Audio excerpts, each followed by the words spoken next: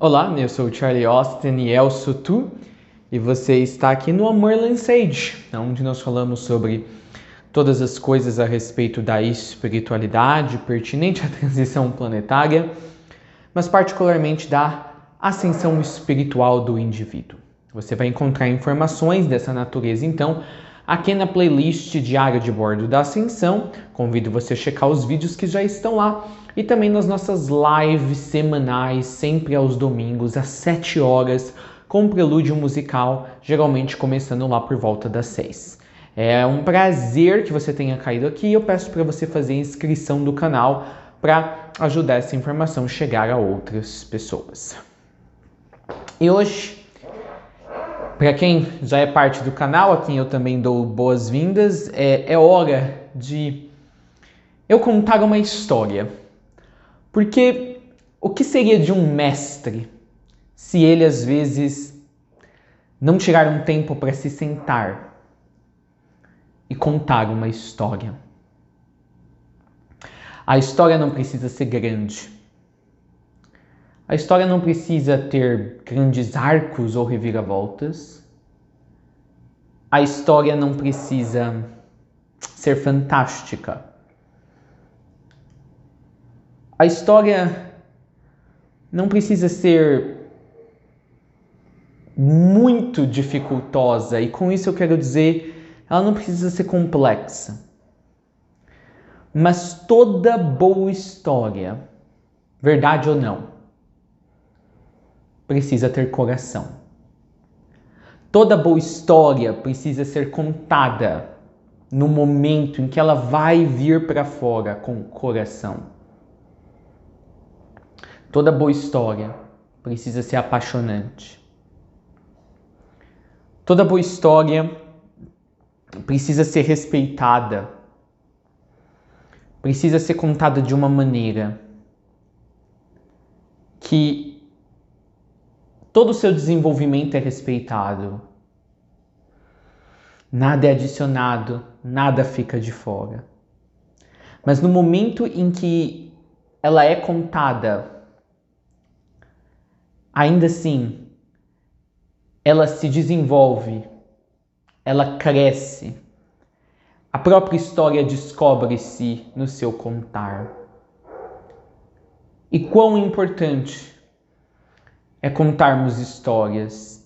Quão importante foi para o desenvolvimento da humanidade contarmos histórias. Quão importante foram os recontadores daquelas histórias.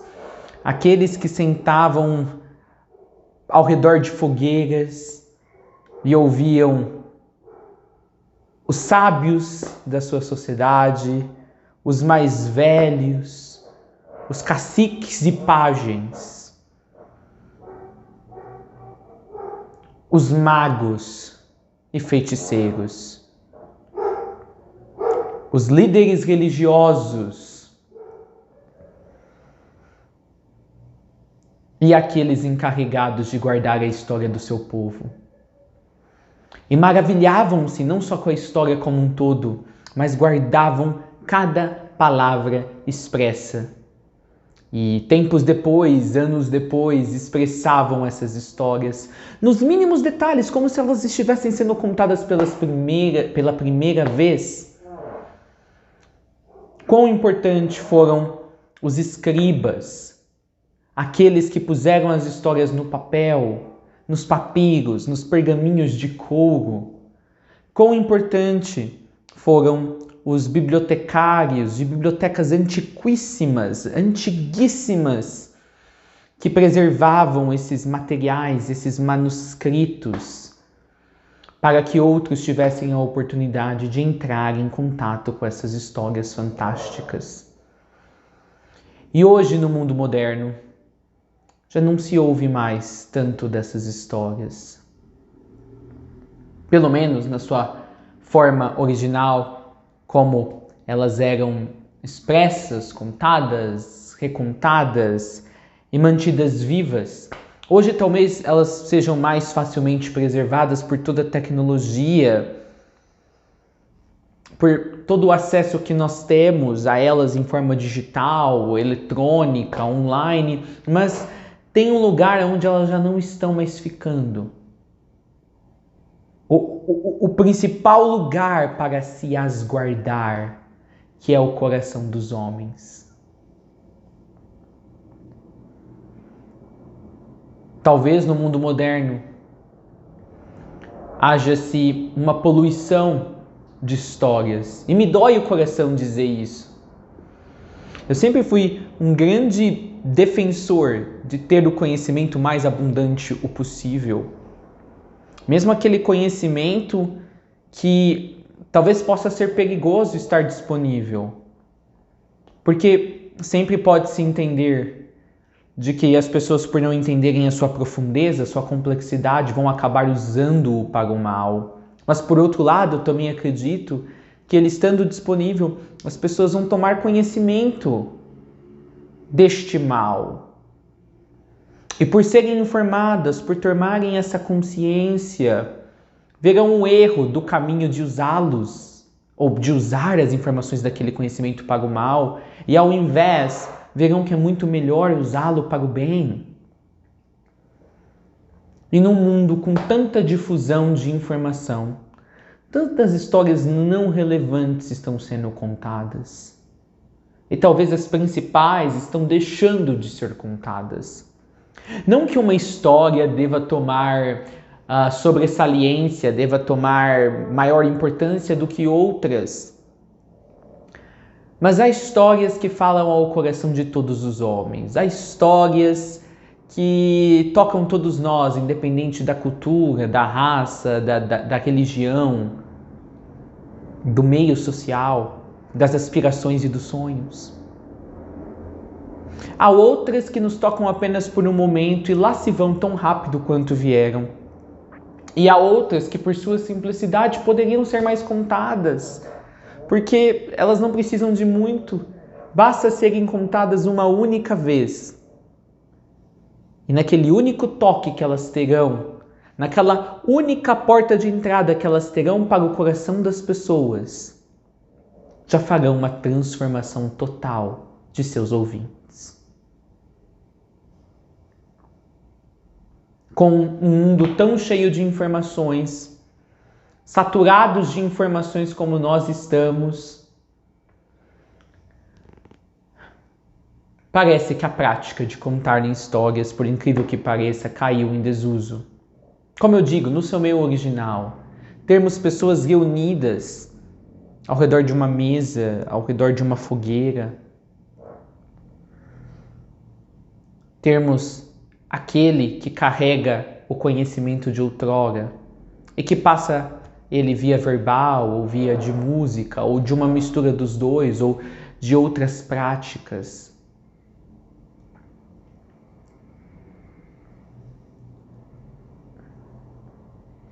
Não que estas sejam formas melhores do que as atuais, mas também não vejo como as atuais ajudam realmente as pessoas a apreciar a informação.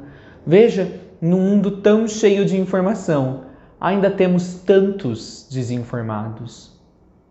Num mundo tão cheio de informação, ainda temos tantos que querem acreditar, mas escolhem acreditar no incorreto, no impróprio, naquilo que vocês agora chamam de fake news. Pois parece que aquilo que não alavanca o coração da humanidade sempre é justamente aquilo que ganha o maior foco por essa mesma humanidade. E talvez não seja culpa dessas próprias fake news, dessas desinformações, desses desserviços ao conhecimento. Talvez eles estejam justamente preenchendo um espaço de necessidade da humanidade.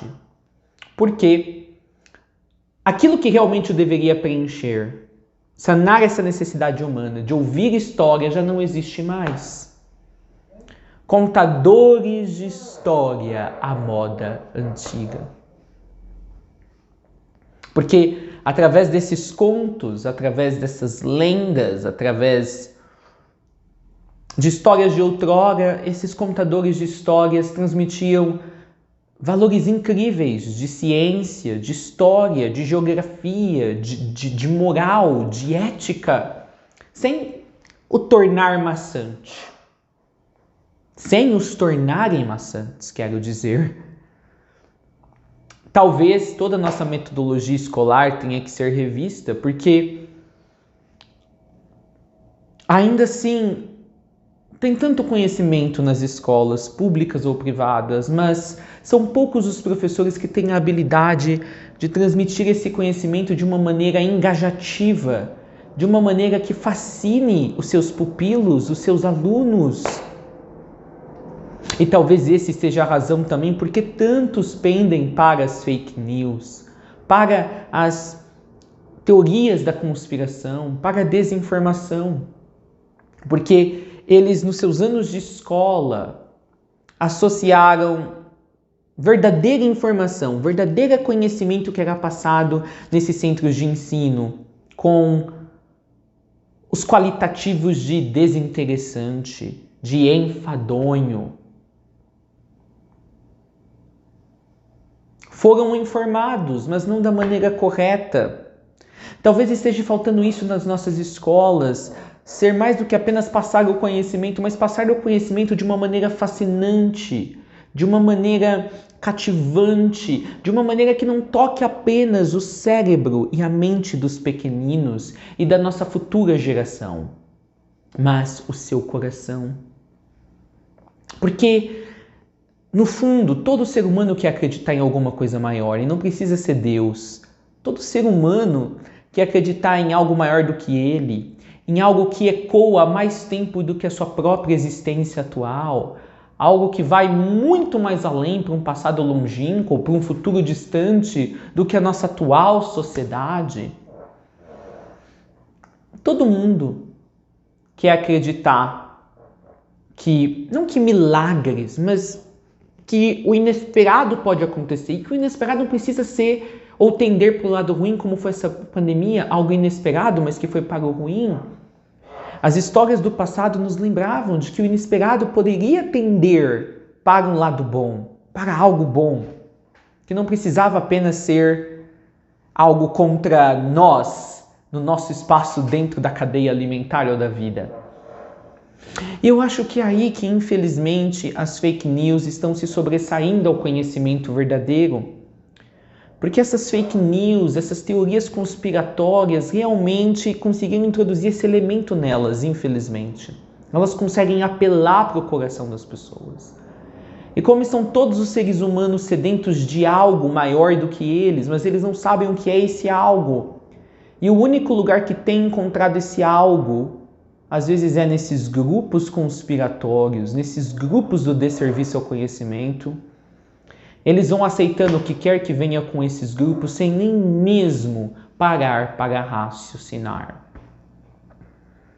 E o mais estranho e assustador é que muitos desses são pessoas bem versadas. São pessoas que tiraram boas notas na escola, são pessoas que lembram dos teoremas matemáticos, que lembram das leis de Newton, que lembram de Aristóteles, que lembram dos filósofos, que lembram dos conceitos de geografia, mas essas coisas não vêm à mente quando se deparam com uma informação de fato duvidosa. Mas está lá, ainda está lá dentro da mente deles. Mas não vem porque os professores, os educadores deles falharam em fazer a informação ficar apenas no primeiro nível. Falharam em fazer essa informação descer para o coração daqueles que ensinavam. Porque se tivesse descido, talvez diante de fake news, se deparariam ainda com as fake news. Mas automaticamente o coração deles emergeria as informações corretas que aprenderam na escola, que aprenderam na faculdade, que aprenderam no cursinho preparatório para o Enem e aí por diante. Então, Parece que estamos perdendo a luta contra as fake news, contra as teorias conspiratórias, contra o desserviço, a desinformação, porque o nosso inimigo é mais inteligente, aparentemente. Ele usa algo puro, a vontade do ser humano em acreditar em algo maior, para atacar e subjugar esse próprio ser humano. E porque essas coisas existem, eu te digo, os contadores de história estão desaparecendo. Eles sim usavam esse elemento da fascinação, agora usado pelas teorias conspiratórias, mas para instigar e motivar o ser humano para mais perto do conhecimento, para mais perto da ciência, para mais perto da química, para mais perto da história, para mais perto de um legado. Precisamos trazer os contadores de história de volta. Algumas coisas não importam quantos anos, quantas décadas, quantos séculos, quantos milênios atravessem, sejam atravessados ou passem. Algumas coisas não podem mudar. Não porque não devam mudar ou não poderiam mudar, mas é como se diz em time que está ganhando não se mexe. Algumas coisas funcionam muito bem, do jeitinho que são, não importa já há quanto tempo tenham sido implementadas. Eu acredito que uma dessas coisas são os contadores de histórias. Funcionaram muito bem para a construção de grandes civilizações, como a dos gregos, a dos egípcios, a dos romanos e dos babilônicos, entre outras. Parece que todas essas civilizações tinham algo forte em comum. Contadores de histórias. Nas esquinas, nas praças, nas bibliotecas, entre os familiares.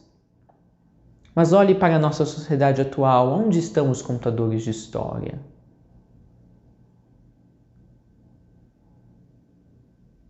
Você vai dizer, estão na Marvel, estão na DC, estão no cinema. Não é desse tipo de contar de história que eu estou falando.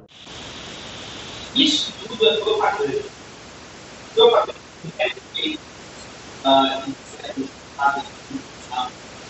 em civilizações.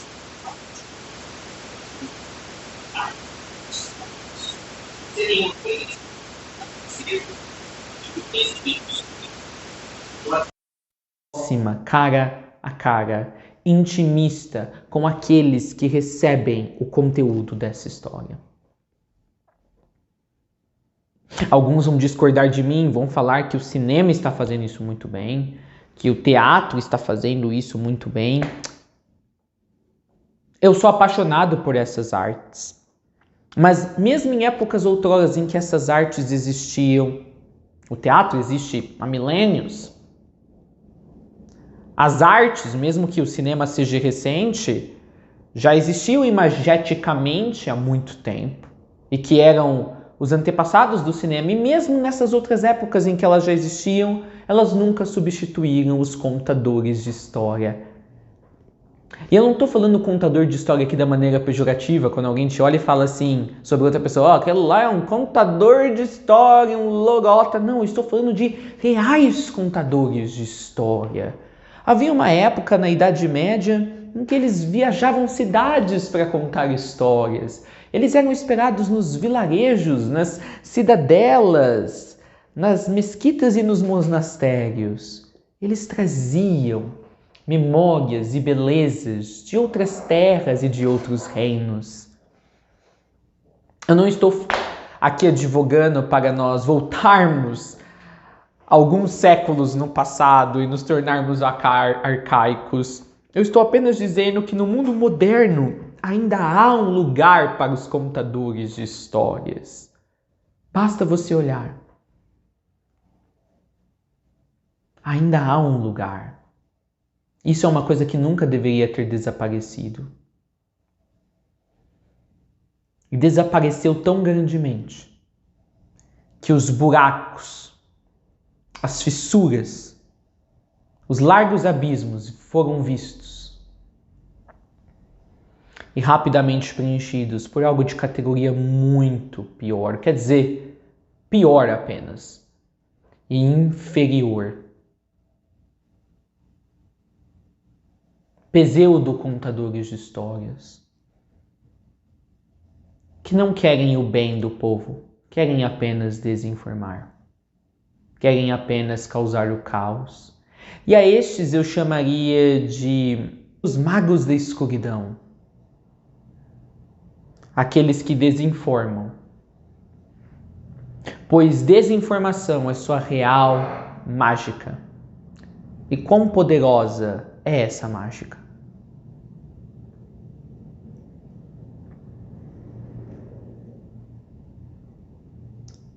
Então, eu já fui um desses contadores de histórias em muitas eras passadas. E eu reconheço que é importante manter vivo essa tradição.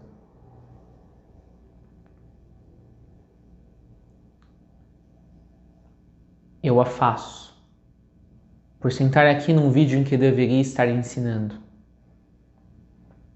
Mas ao invés, eu vou contar uma boa história. E indiretamente, obviamente, estarei ensinando.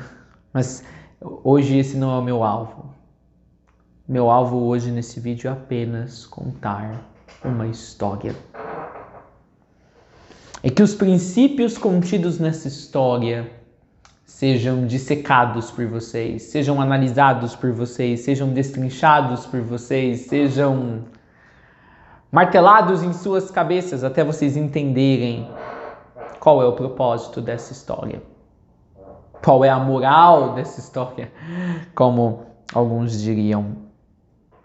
Eu quero falar hoje, a história que eu quero contar para vocês é sobre magia e mágica. E algumas experiências pessoais minhas. Saciar a curiosidade de alguns de vocês. A magia, ela está em todos os lugares. O universo é preenchido por ela. Os quadrantes, as galáxias, as constelações, os quasares, os sistemas solares, os sóis, os planetas, as luas, asteroides e cometas, os berçários de estrelas também.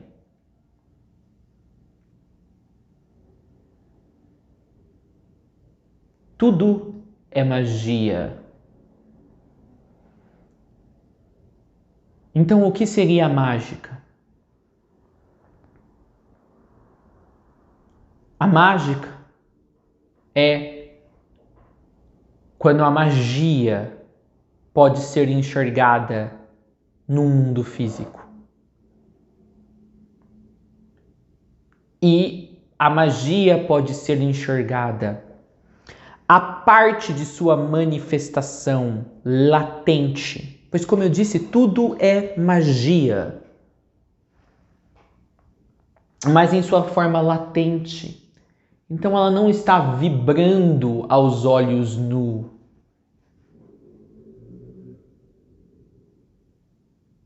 Mas ainda assim é magia. Então a mágica é quando elementos do mundo físico se desprendem da sua forma latente e inercial e vibram e permitem-se ser vistos na sua forma original, como pura vibração, ondas e cor. É quando o tecido invisível da vida pode ser visto. E como ele está, é a magia dividindo-se ou separando-se de si mesma e retornando ao seu estado natural e que não está atuando como um objeto ou como algo do mundo físico. Então ela se desconstrói, nós podemos vê-la no ar como algo separado de si mesma. E é aí que ela se torna mágica.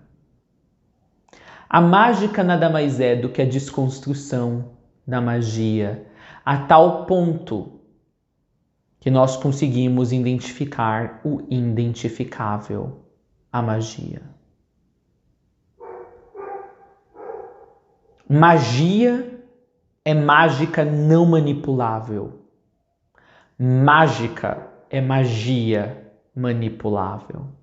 É magia no seu cerne básico.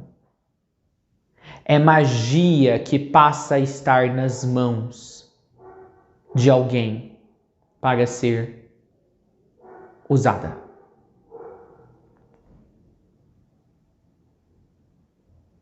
Assim, a mágica é um subproduto da magia.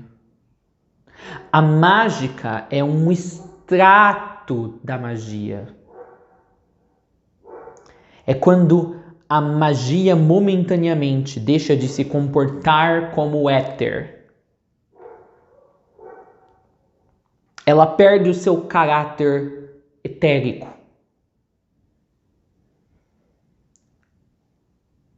E sem estar no seu caráter etérico, na sua natureza etérica, pode ser manipulada não etericamente e não num espectro invisível da sua existência, mas por consciências no espectro visível e material como seres humanos. É o éter, a mágica é o éter da magia, quando ele deixa de ser éter. E ele é percebido como alguma outra coisa no mundo físico. Um brilho, uma faísca, um relâmpago, um borbulhar das águas, um glitch na Matrix, como as pessoas gostam de dizer. A mágica é a magia revelada ao mundo. É a única maneira de comprovarmos a magia. São as breves incursões que a magia faz a qualquer mundo físico.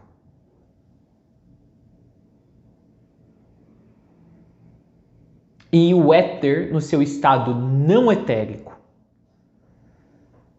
a magia transformada num outro estado que não o seu original, onde ela está desprendida momentaneamente de si mesma, é muito instável. Por isso, é usada com formidáveis resultados para aqueles da escuridão, para aqueles que querem causar caos. Porque por causa da sua instabilidade, o que ela só pode fazer em mãos também instáveis de pessoas em profunda escuridão é destruir, é causar mais caos. Pois para usar a magia na sua forma de mágica construtivamente, é preciso mãos muito hábeis, é preciso uma delicadeza, é preciso ser um artesão. Então todo mago da luz é um grande artesão. Ele tem a habilidade não apenas de deslocar a magia para um outro estado de ser, que vira mágica, mas ele tem também a capacidade de manipular essa magia em ambas as formas e de direcionar essa magia tornada em mágica para um fim ou propósito.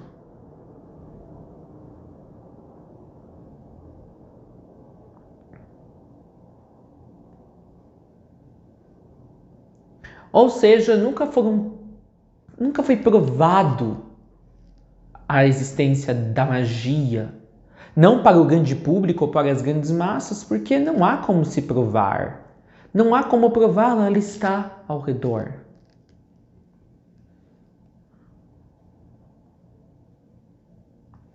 E a mágica foi claramente, propositalmente, desincentivada. Ela virou chacota.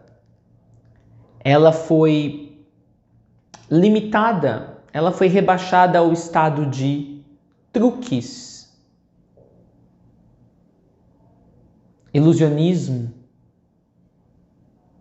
e números bem elaborados.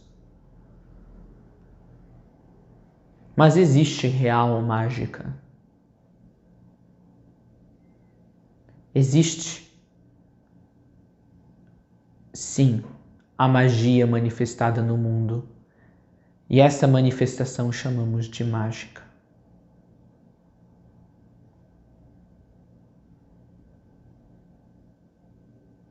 A magia nada mais é do que um aspecto criativo, não revelado.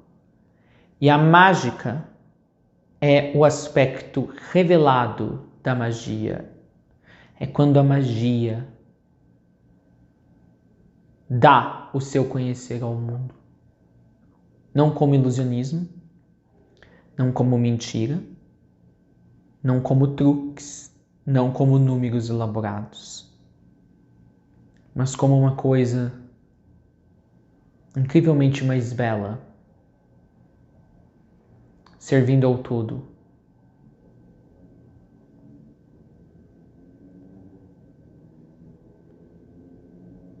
E em volta de pureza.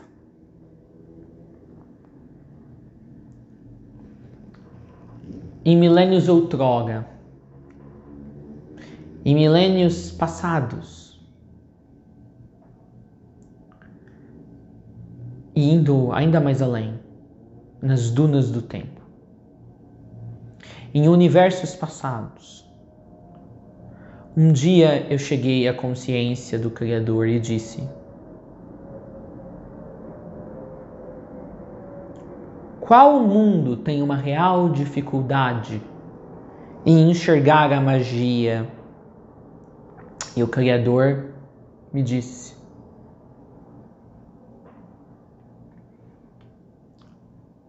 já há agora, mas se você viajar para lá, ainda você não estará acessando esse agora, um mundo chamado Aios,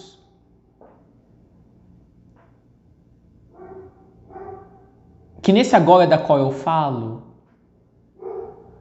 e que para ele será o futuro do mesmo, este será chamado Experimento Terra. Assim o Criador me disse. Esse Experimento Terra viverá momentos críticos no caminho da sua evolução. E todos esses momentos críticos serão marcados pela perda do conhecimento da magia, pelo lapso de que a magia pode imperar mesmo no mundo físico. E será a tarefa de muitos seres que chegam a esse mundo, perto desses tempos críticos, recobrar nas massas de que a magia há. E elas são a prova máxima de que a magia é. Eu disse então para o Criador: manda-me a este mundo. Ele me disse: você chegará muito cedo.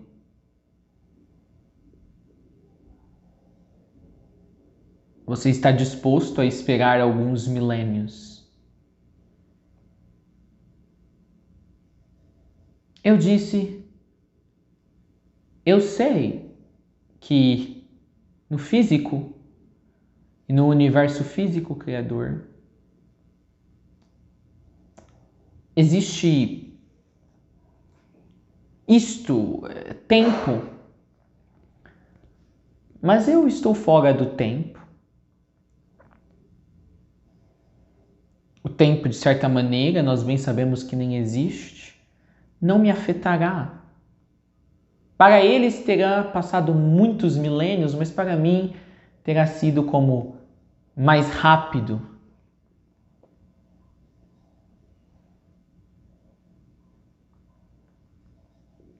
Do que uma batida de coração.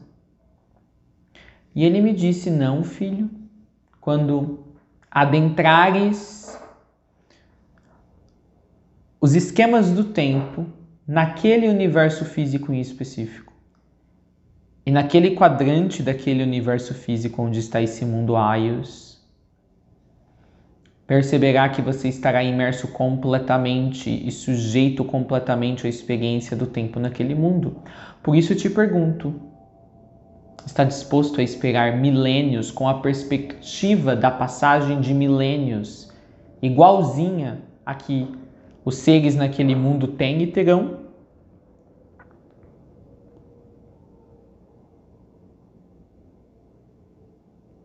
Eu não parei para pensar.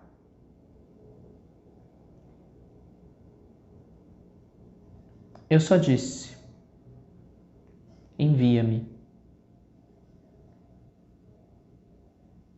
Não há glória maior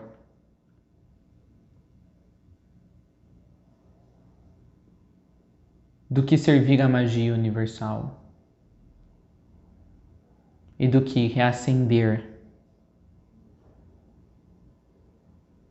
as chamas apagadas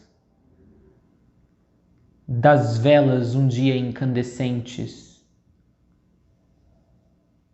no coração desses hominídeos que ainda nem as tiveram apagadas.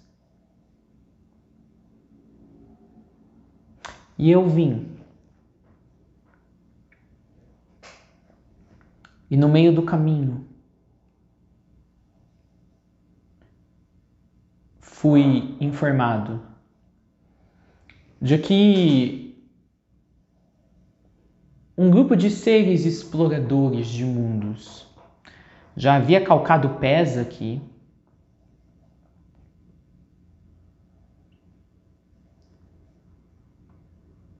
Aios, na verdade o nome então que a consciência do Criador dava para a Terra naquela ocasião, havia virado um planeta de extração de minérios, de metais como o ouro.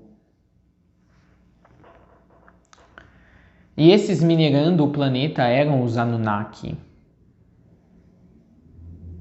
os filhos de Anu. Eles tinham residências bem luxuosas que eles haviam fincado na superfície do planeta. Em certos momentos de toda a sua estadia aqui, que foi bem caótica, eles até mesmo construíram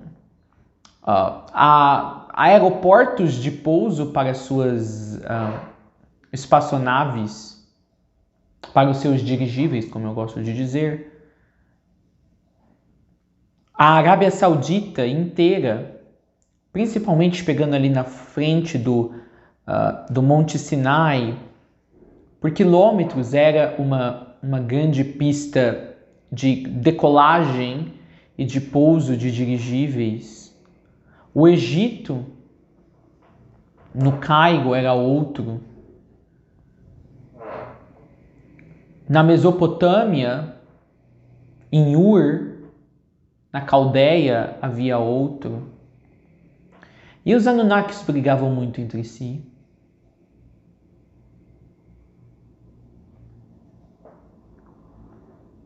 E,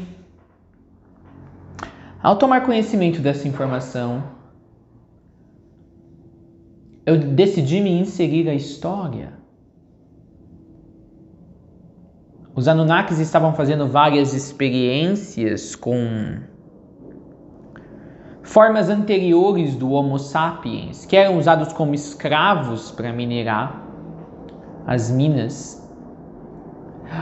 Houve um começo onde eles mesmos faziam a mineração, mas depois começaram a ver de que era muito trabalhoso. Isso não era algo para Anunnakis fazerem, então decidiram modificar geneticamente as espécies que estavam aqui, antecedentes do ser humano moderno, para que fizessem o trabalho sujo para eles.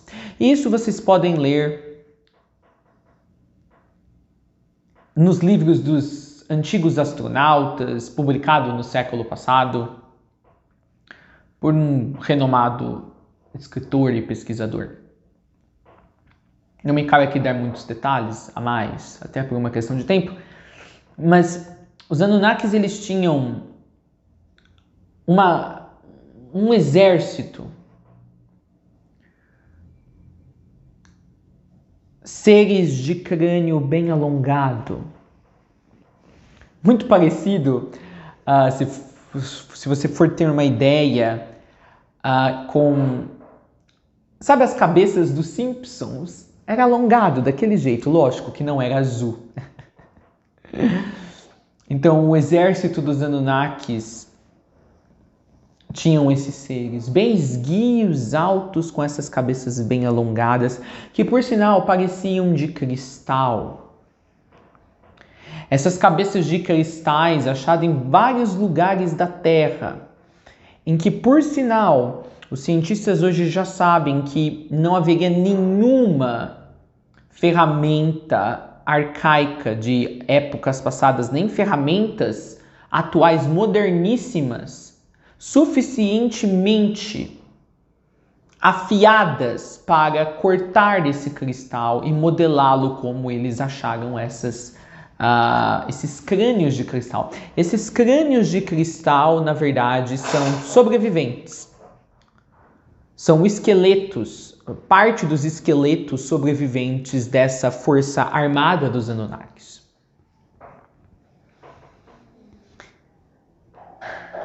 Respondi para vocês um dos grandes mistérios que a ciência tem. A ciência se pergunta: quem fez essas cabeças? Por que fizeram essas esculturas de cristal polido perfeito que nenhuma máquina consegue cortar, antiga ou moderna? Até o Steven Spielberg brincou com essa coisa das cabeças de cristal alienígenas no último filme de Indiana Jones, que saiu há um pouco mais de uma década. Mas agora estou respondendo para vocês. Essas cabeças de cristal são resquícios dos corpos dos soldados da Força Armada Anunnaki. As modificações genéticas que foram sendo feitas nos hominídeos que existiam aqui na época pelos Anunnakis foi através de muito tempo e através de muitos exames laboratoriais e através de várias tentativas e erros e sucessivas modificações. E na primeira leva de hominídeos que eles escravizaram, eles eram bem, digamos, violentos, bem agressivos. Então, na primeira incursão Anunnaki de escravizar esses hominídeos, ainda se usava muita força bruta dessa força armada dos Anunnakis. E eu falei, uau, esses hominídeos realmente precisam de uma esperança, mas eu sou apenas um ser. Se eu vier e dizer abertamente para esses hominídeos que eles podem usar a magia ao redor deles e transformá-la em mágica para se libertar da opressão dos Anunnakis, eu estarei em desvantagem. Os Anunnakis parecem bem avançados. Não vou fazer isso. Mal sabia eu de que a consciência do Criador já havia mandado outros de mim que já estavam nas redondezas da Terra e eu mal me apercebia. E eu falei, se você não pode ir contra os seus inimigos, alice a eles, momentaneamente e disfarçadamente, obviamente. Eu resolvi inserir a minha consciência num desses soldados da armada dos Anunnakis.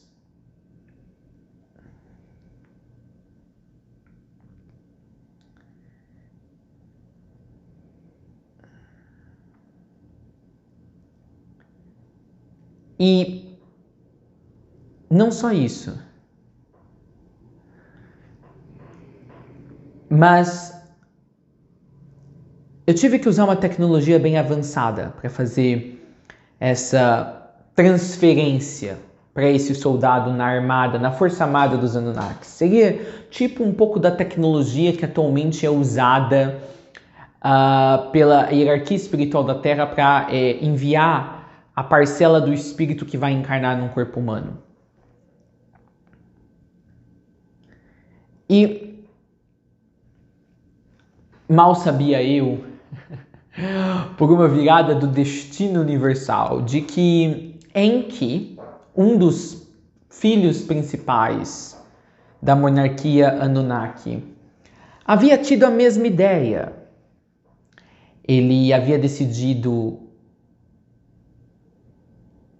enviar uma parte da consciência dele para um dos soldados, para que ele pudesse observar 24 horas por dia.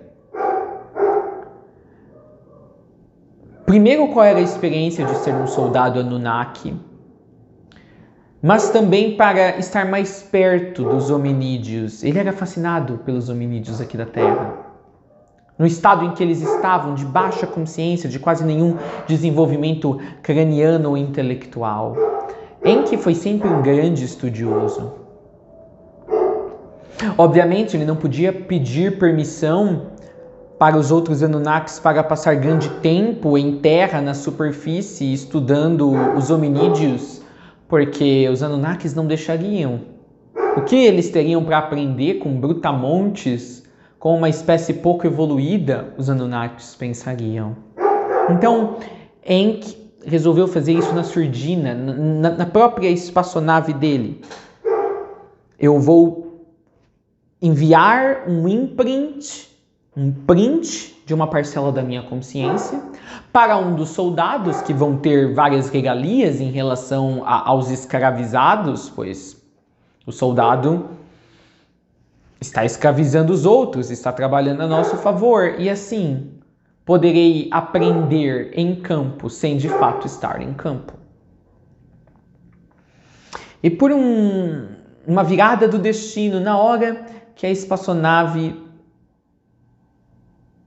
de Enki disparou o feixe para introduzir uma parcela da sua consciência,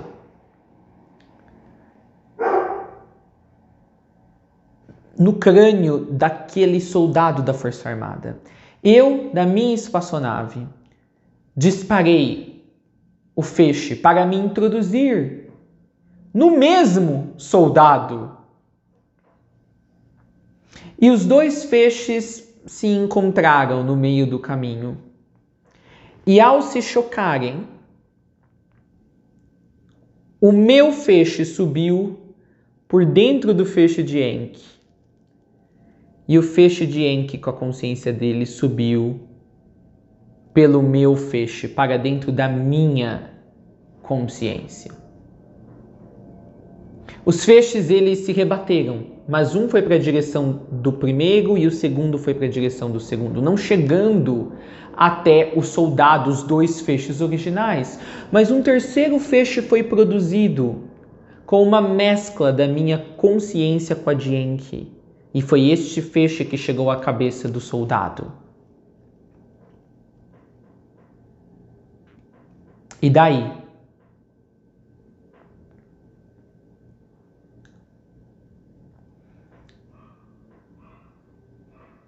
Quando o feixe de Enki com a consciência dele chegou em mim, e o meu feixe chegou na consciência de Enki, dentro das nossas consciências, da parcela total ou maior de nossas consciências, aconteceu o subproduto de um terceiro feixe de consciência, igual aquele feixe que foi causado pela fusão dos dois, que continuou e chegou até a cabeça do soldado Anunnaki. E naquele momento, eu e Enki viramos uma consciência só.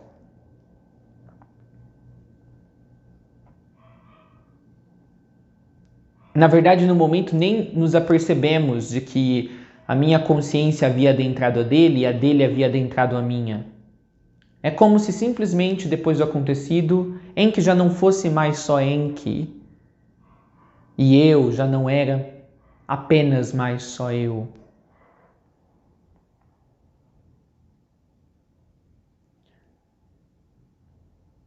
Voltamos e olhamos nos nossos computadores, sem nem perceber o erro que havia ocorrido na emissão dos feixes e sem saber da existência um do outro. E lá estava o soldado Anunnaki, com a nossa consciência agora já híbrida, e nós nem sabíamos disso. Eu e Enki estávamos fadados a estarmos entrelaçados por toda a eternidade.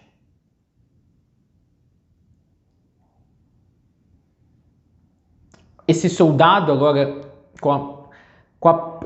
imbuído desse terceiro feixe de consciência produzido pela minha consciência e a de Enki, continuou maltratando os escravos. Ele tinha que ser bem convincente. Esses soldados eram de tamanhos enormes, eles eram como se fossem gigantes. Para hominídeos bem baixinhos, mas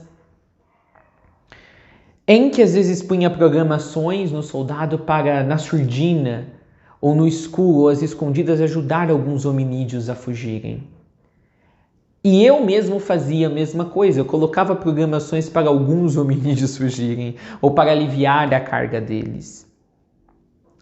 E um dia, a minha espaçonave meio que rastreou códigos enviados para o soldado que dizia para ele fazer certas coisas boas aos escravos Anunnakis.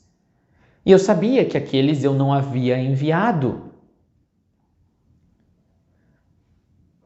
E mal sabia eu de que Enki já havia identificado, de que havia alguma outra pessoa ajudando os escravos através do nosso, digamos, robotizado soldado Anunnaki.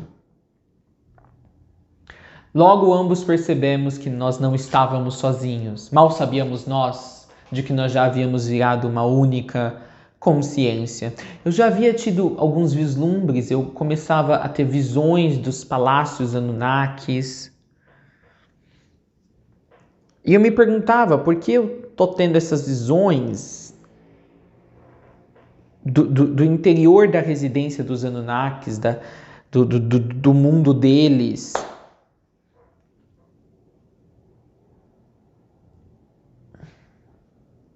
E Enki não sabia da influência da minha consciência sobre a dele, nem eu da influência da consciência dele sobre a minha.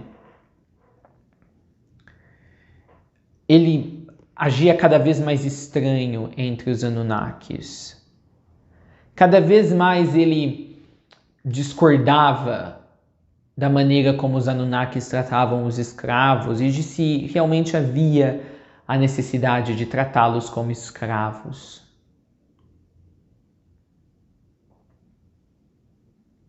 E eu cada vez mais entendia, meio que por osmose, a complexidade do mundo dos Anunnakis.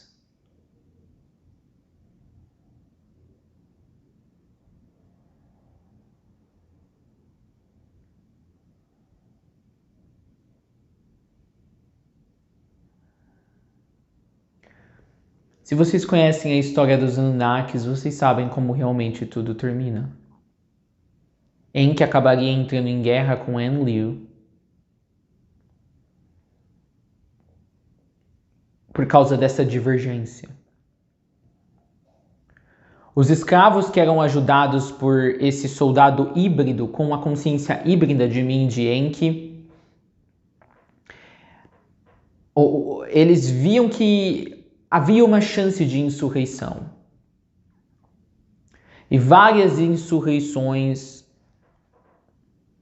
aconteceram nos campos escravagistas dos Anunnakis. A passagem de Nibiru também foi determinante para a sociedade Anunnaki, aqueles que haviam vindo para cá, ficar ainda mais fracionada, ainda mais polarizada. Por um certo tempo, Enki e Enlil dividiram uma parte da terra para um e a outra parte para outro. Mas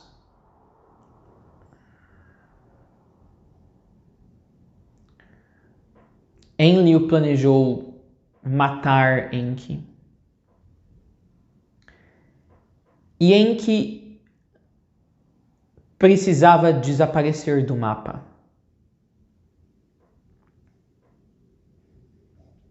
Ele então decidiu transferir toda a sua consciência para a daquele soldado Anunnaki.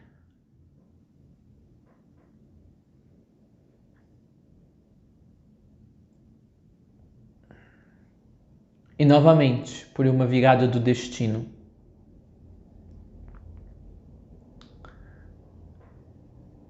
uma escolta Anunnaki havia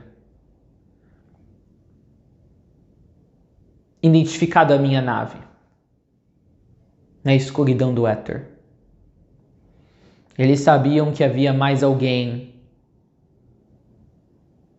controlando ou observando suas operações na Terra. E a minha única saída foi o quê? Também transferir o todo da minha consciência, do meu corpo, para daquele soldado Anunnaki, de cabeça alongada.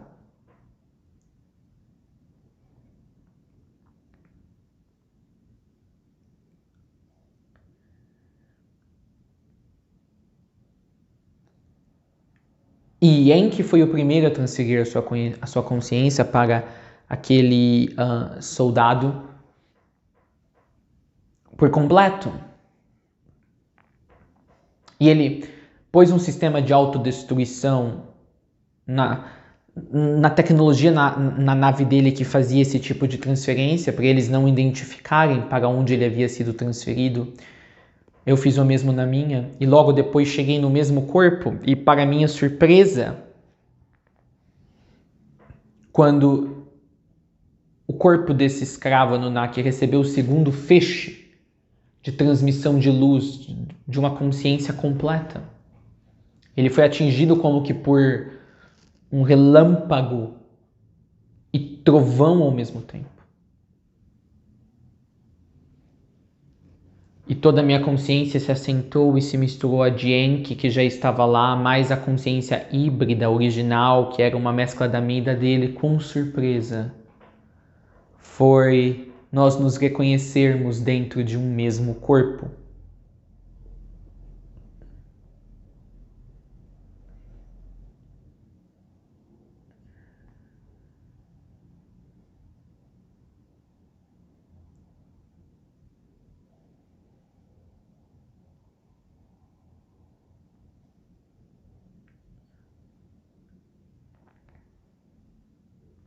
Grande parte da frota dos Anunnakis foi embora.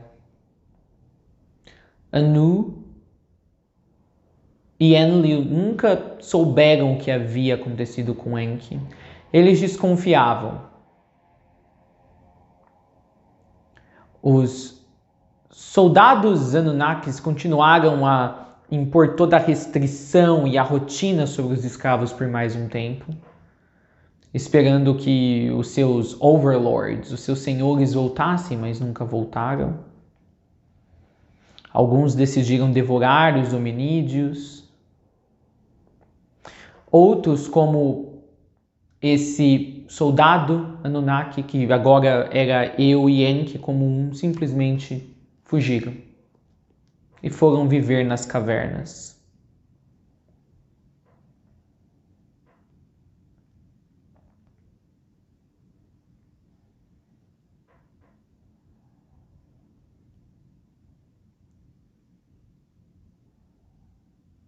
Não muito depois disso,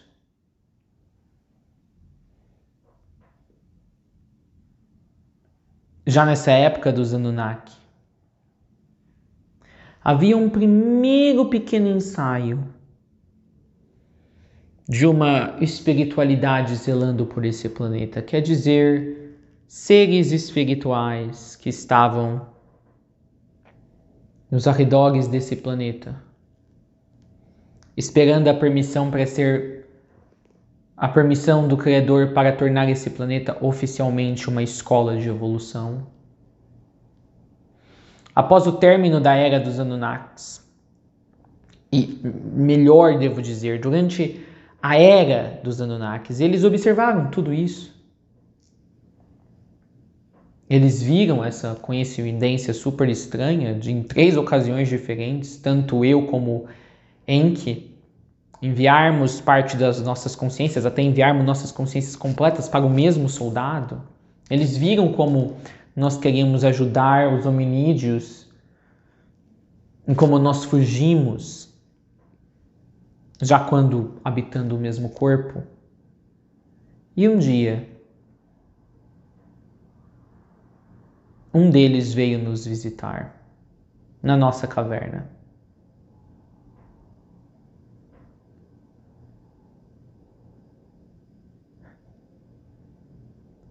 Era ninguém menos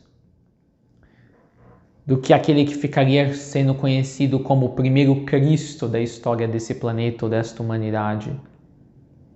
Aquele que um dia seria chamado Jesus. Aquele que um dia no futuro teria o nome de Sananda. Nos perguntando se nós ainda tínhamos o interesse, mesmo agora sendo uma consciência única,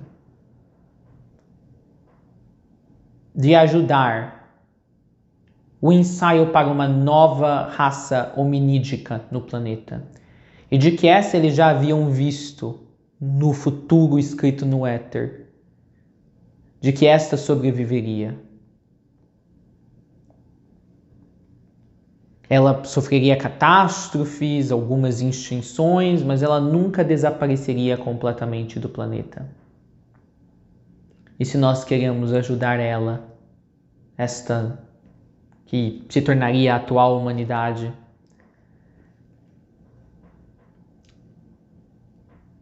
a evoluir, sem interferir, mas que para isso não poderíamos continuar naquele corpo de soldado de cabeça alongada.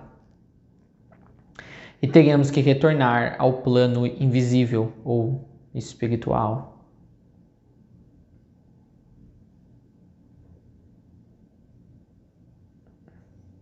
E de que, para desacoplar as nossas consciências desse corpo físico, não seria mais possível desacoplá-las ao ponto de virar 2 consciências distintas. Uma como sendo Enki e uma como sendo eu. Já estávamos mesclados para todo o sempre. Mas que mesmo transferindo essa consciência para um único corpo espiritual, a nossa luminiscência era tanta de que um só corpo espiritual não aguentaria. Precisaria de 2 corpos, mas como separar uma consciência que já não podia mais ser separada em 2 novamente? A maneira seria então, isso daria para ver com clareza,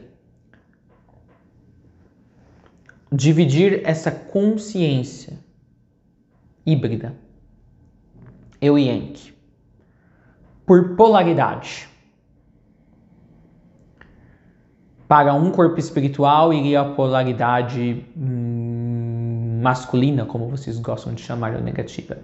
E para a outra, a positiva ou a feminina. Porque quando você separa uma mesma consciência por polaridades, mesmo estando em invólucros diferentes, as 2 ainda se conversam pelo éter. É como se elas não estivessem separadas. É quase apenas como se fosse uma ilusão de elas estarem em 2 corpos, mesmo no mundo espiritual. Geralmente, debaixo das devidas circunstâncias e manipulações, a polaridade positiva e feminina se repelem naturalmente. Então, contanto que a gente construísse corpos espirituais que mantivesse esse repelimento, conseguiríamos então desacoplar a nossa consciência híbrida na sua forma das duas polaridades que a constituem. Então Enki ganhou um corpo espiritual que tinha toda a polaridade negativa da nossa consciência e eu, um corpo que tinha toda a polaridade positiva.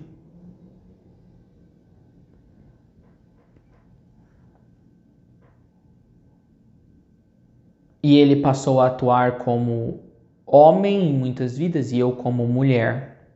Como era mais costumeiro encarnar no planeta por muito tempo, a polaridade masculina sempre atuando como um homem e a feminina como mulher, apesar de esse já não ser mais o caso.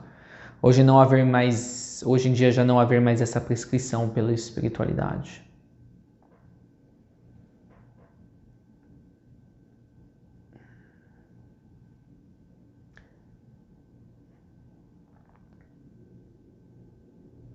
Tanto Enki como eu já estávamos ascensionados de outros universos, mas escolhemos criar um slate, criar uma cartela de encarnações para ter a experiência de ascensionar na Terra. Ainda mais num planeta em que poderíamos começar a trabalhar nessa ascensão extra do momento em que o processo encarnatório aqui se iniciou. Nunca havíamos tido a oportunidade de começar um processo encarnatório num planeta junto com o nascimento do processo encarnatório naquele mesmo dado planeta. Em outros planetas em que ascensionamos, o processo encarnatório já estava ocorrendo lá por muito tempo e nós éramos os convidados atrasados para a festa. Aqui não, conseguimos começar do começo, com o início de um novo planeta como uma escola de evolução. Quando não estávamos no físico, vivendo uma ascensão extra que nem precisava ser vivida, nós a vivíamos plenamente. E sempre em algum ponto daquela encarnação nos lembrávamos que éramos mestres ascensionados. E no plano espiritual atuávamos como os mestres ascensionados que éramos.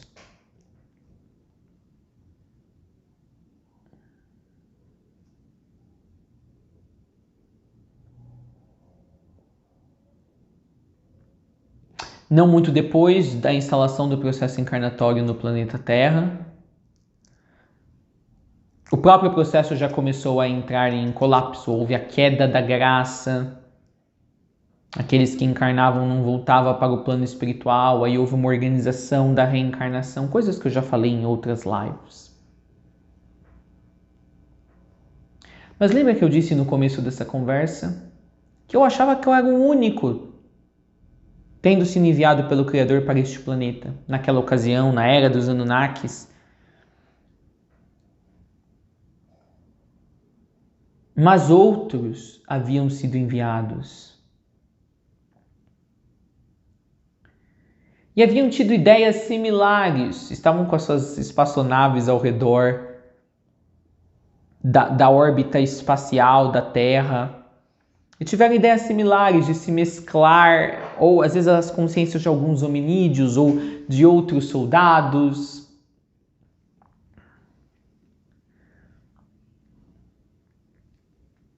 E depois fomos conhecendo esses outros no plano espiritual da Terra. E vimos que havia algo muito maior por trás da queda da era dos Anunnakis.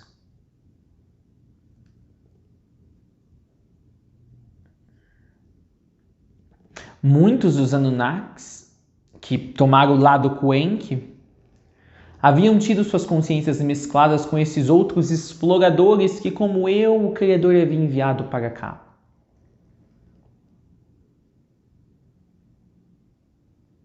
Então, de uma certa maneira, houve uma parcela dos Anunnaki que nunca foram embora.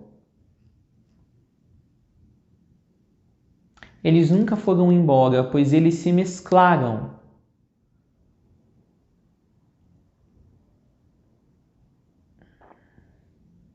ou àqueles que vieram ajudar aquele terceiro grupo que era escravizado pelos Anunnakis, os hominídeos, que dariam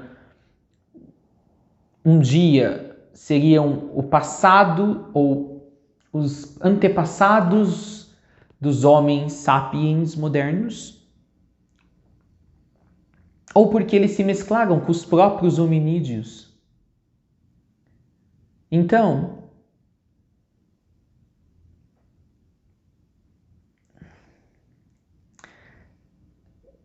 nenhum alienígena, nenhuma espaçonave vai vir nos salvar.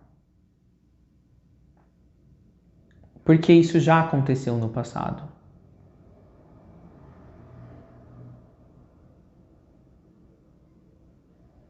Os alienígenas já vieram. E aqueles que vieram com má intenção originalmente, como os Anunnakis, perderam a guerra de dentro de si mesmos, de dentro das suas falanges e famílias. Houveram aqueles Anunnakis que escolheram se mesclar ao povo da Terra. Como eu e esses outros Anunnakis e outros que se mesclaram à consciência desses Anunnakis, que por sua vez se mesclaram à consciência dos hominídeos daquela ocasião.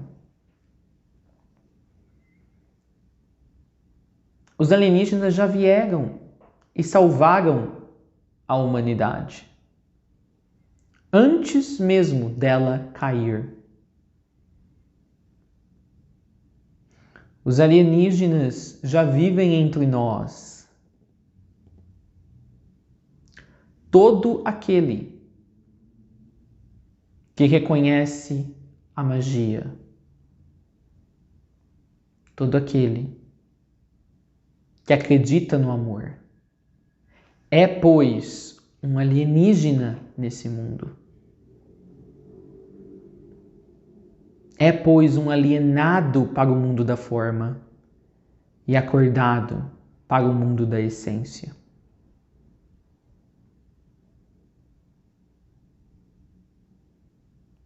Estamos entre vocês, sem interferir, apenas guiando, para que um dia vocês possam estar entre as estrelas, fazendo o papel que nós fizemos e continuaremos a fazer por tanto tempo, tanto no passado quanto ainda no futuro, guiando outras cadeias evolutivas em outros milhares de planetas do Criador. Eu sou Iel Sotu. Sintam agora, respirem profundamente. Como a humanidade não precisa ser salva de nada, ela nunca precisou.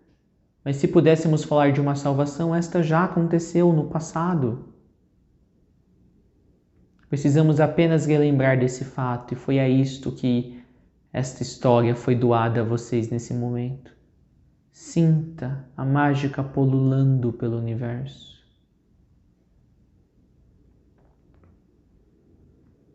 Sintam como vocês podem canalizar essa mágica na forma, essa magia, quero dizer, na forma de mágica para o seu dia a dia comum.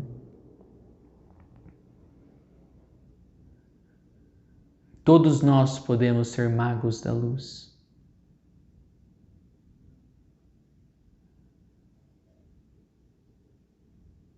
Não deixem a mágica morrerem dentro de vocês.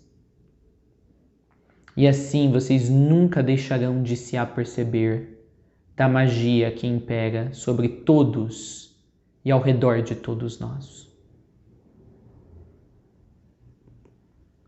Eu sou Charlie Austin. E Iel Sotu, um mago da luz da Ordem dos Merlins. E um contador de histórias, com a missão de encantar e fazer todos os seres recobrar o senso de ser.